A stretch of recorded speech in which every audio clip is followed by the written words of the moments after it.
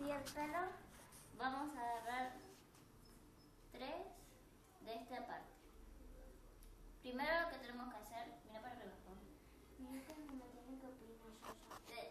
Así para arriba hacemos todo para adelante el pelo, que no quede ninguna línea cortada y que quede bien peinado. Agarramos así, un poquito, y lo dividimos en 3.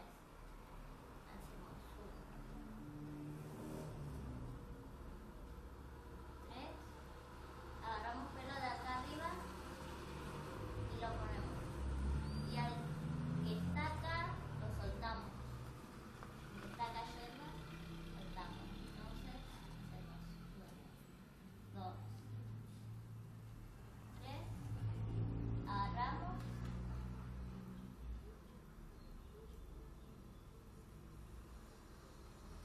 Pones en medio. Y el que está cayendo, soltamos. Y así sucesivamente. Dale ahí después.